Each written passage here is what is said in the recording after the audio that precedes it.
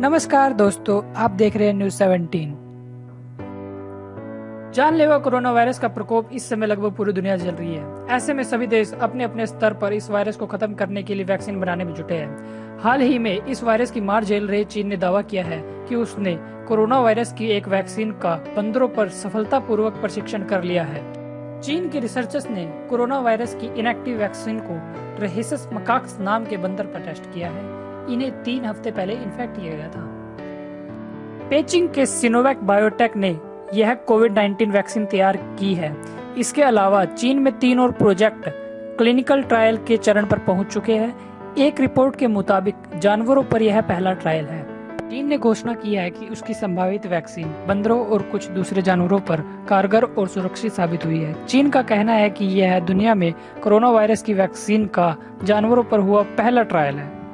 अलग अलग virus strain के खिलाफ प्रभावी साबित हुई वैक्सीन।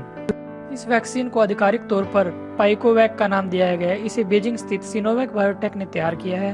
वैक्सीनों को चूहों और बंदर आदि पर आजमाया गया है। ट्रायल के दौरान इन्हें कोरोना वायरस के 10 अलग अलग स्ट्रेन से संक्रमित किया गया था।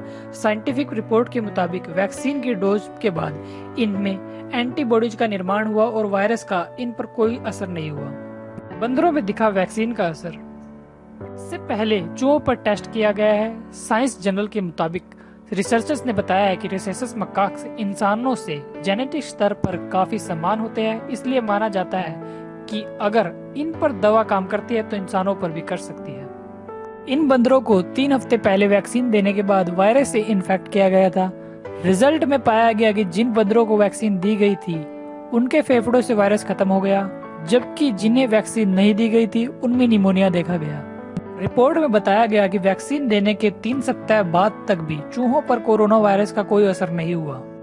वहीं बंदरों को इस वैक्सीन की 2 अलग अलग डोज दी गई। इसके बाद उन्हें कोरोना वायरस से संक्रमित किया गया।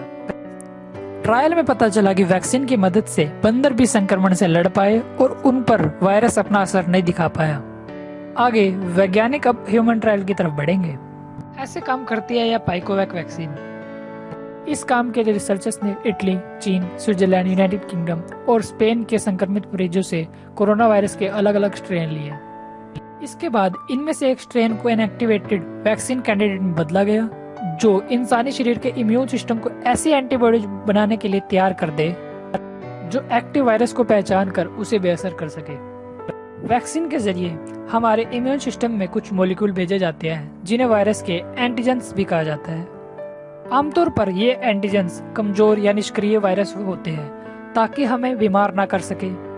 इनके शरीर में दाखिल होने पर इम्यून सिस्टम इन्हें असली वायरस समझकर एंटीबॉडीज बनाना शुरू कर देता है। आगे चलकर अगर हम असली वायरस से संक्रमित होते हैं तो एंटीबॉडीज वायरस को मार देती है और हम बीमार होने से बच जाते हैं। कम से कम 76 संभावित वैक्सीनों पर चल रहा है काम। दुनिया भर में कम से कम 76 संभावित वैक्सीनों पर काम चल रहा है, लेकिन इनमें से अधिकतर प्री क्लिनिकल ट्रायल स्टेज में है। इनमें सबसे आगे ऑक्सफोर्ड यूनिवर्सिटी की वैक्सीन है जिसका क्लिनिकल ट्रायल चल रहा है, और अगर सब कुछ उम्मीद के मुताबिक रहा तो यह सितंबर-अक्टूबर तक उपलब्ध हो सकती है। भारत के पुणे स्थित सीरम इंस्टीट्यूट में इस वैक्सीन की डोज बनाने का काम भी शुरू हो चुका है। यहाँ करीब 10 लाख डोज बनाई जाएगी। अगर आपको हमारी वीडियो अच्छी लगे तो वीडियो को लाइक और शेयर करें और हमारे चैनल को सब्सक्राइब करें।